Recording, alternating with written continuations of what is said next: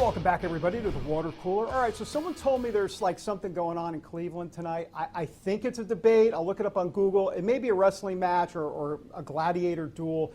It definitely involves President Trump and Joe Biden, and our next guest knows President Trump very well. He's basically like family, and he has always famously said to just let Trump be Trump. Corey Lewandowski and David Bossie are out with a new book today called Trump, America First. The book gives a great accounting of happenings inside the White House. Corey joins us now. Corey, thanks for being here. Appreciate it.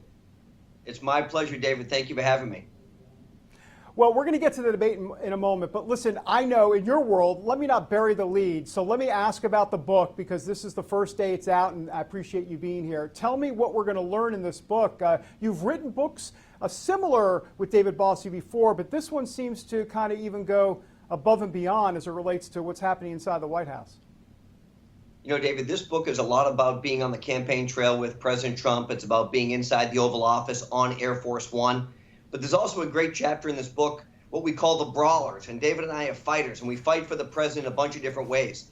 There's a story about me testifying on Capitol Hill in front of Congressman Nadler's committee and all the preparation and work that went into that. But there's also a story in the book about me almost getting into a fist fight with General John Kelly just outside the Oval Office. So if you want to really see what goes on in the rough and tumble world of politics, pick up this book. You're going to read some great stories in it. And who but me could potentially get into a fight inside the Oval Office with the retired four-star general?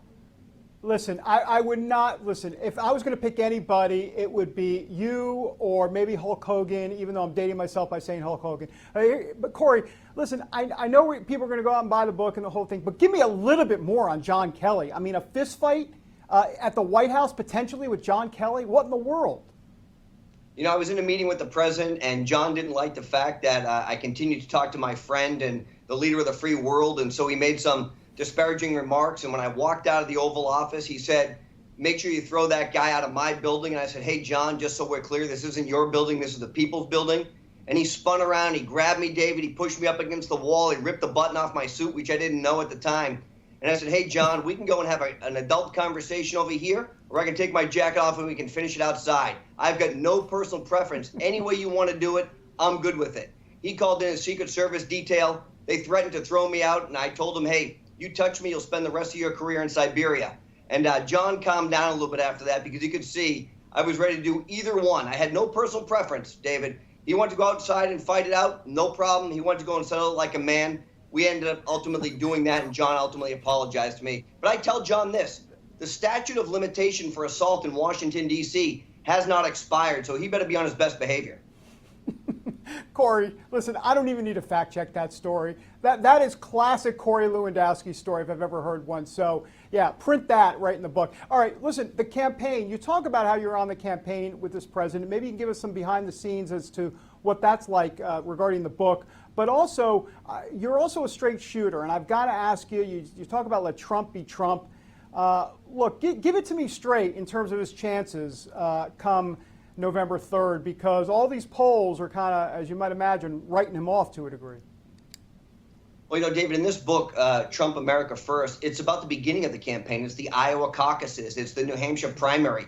It's traveling with the president prior to the coronavirus pandemic shutting down our economy and the juggernaut that we had built as a campaign and how we had to move that whole thing online. And it talks about the rally in Oklahoma that didn't go well. And I give a very candid assessment. Dave Bossie and I give very candid assessments of where things at the campaign were and where they are now. But, you know, what I know is, looking back to 2016, the media counted Donald Trump out time and again. And our internal numbers are better than they were in 2016 at this point. We've got a president who made a series of promises 4 years ago and has held those promises. And I think that's what he's going to be judged at the ballot box come November. Well, let me move to tonight with the debate. What are you expecting? I mean, my sense is if Joe Biden shows up and gets out of the basement from Wilmington to Cleveland, the media will declare him the runaway victor. What's your sense about it tonight, Corey? Oh, look, as soon as Joe Biden shuffles on stage like the old man that he is, they're going to say it was the greatest debate performance since JFK against Richard Nixon. But really what we know is that these are two candidates who have a fundamentally different view on the way our country should be running. Joe Biden had 47 years to try and solve our country's problems. Donald Trump has had almost 4. And I don't understand what Joe Biden's argument is going to be. What could he have not accomplished in almost 5 decades and ultimately culminating in the second most powerful man in the world that he thinks he can go and get done now? He can't place the blame on anybody else. In just 4 short years, Donald Trump has achieved more in a first term than most presidents do in 2, and he deserves to be reelected. And so tonight, you're going to see a candidate in Donald Trump who's defending his record, proud of what he stood for, and proud that he always puts America first. You know, he's going to have to be careful, the president.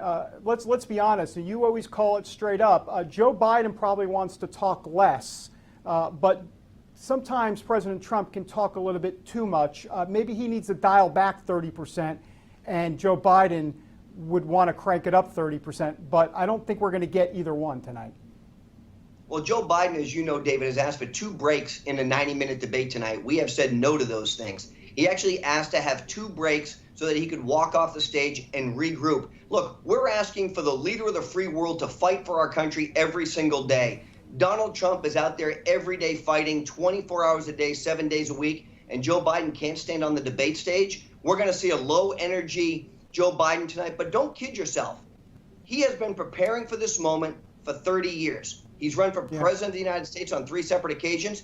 He'll be prepared tonight, and he has the media in his corner.